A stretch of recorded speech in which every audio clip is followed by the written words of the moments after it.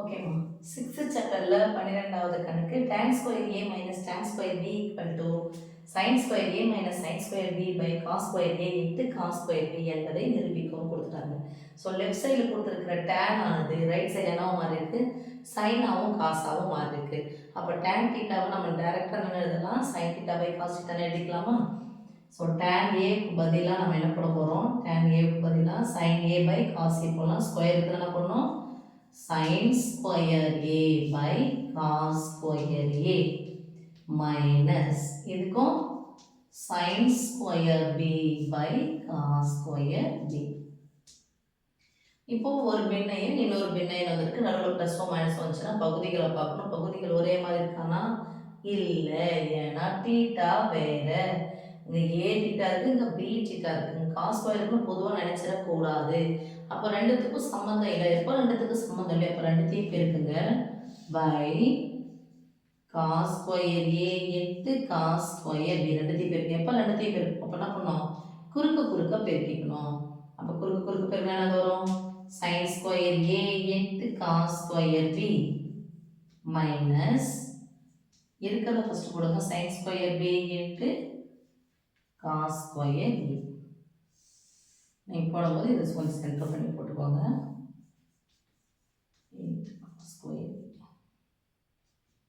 இப்போ right side இருக்கிற answer பாருங்க, ஒரு 2 மார்க் கொஸ்டின் சாமி. இங்கே சைன் ஸ்கொயர் ஏ தான் இருக்குது, காஸ் ஸ்கொயர் பி காணும்.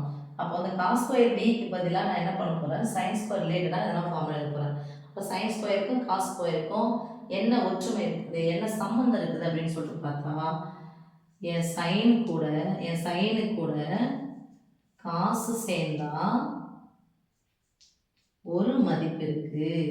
என் சைன் கூட காசு சேர்ந்தா ஒரு மதிப்பு இருக்கு. ஏன்னு போட்டுனாங்க, sine square theta plus cos square theta equal to 1. இந்த ஃபார்முலா தான் நம்ம யூஸ் பண்ண போகிறோம்.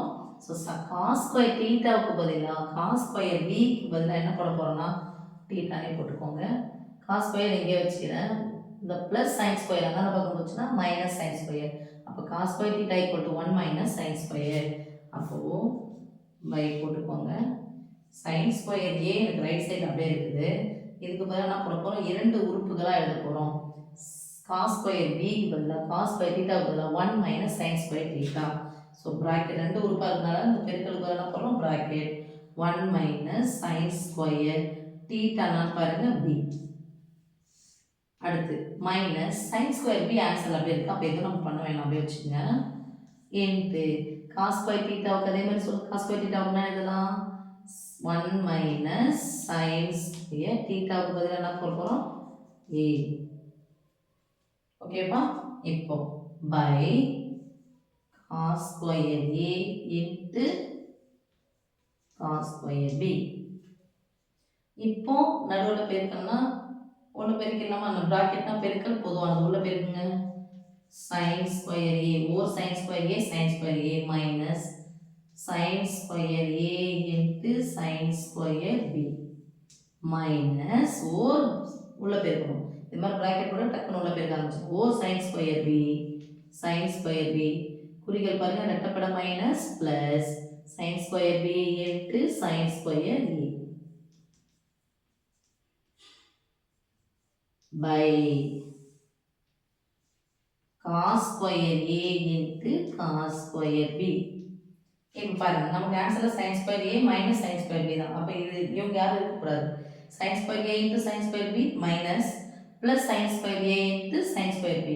4 12 தான், 3 12 தான். ஸோ ப்ளஸ்ஸும் மைனஸ் என்ன ஆயிடுச்சு சாமி, கேன்சல் ஆகிடுச்சு.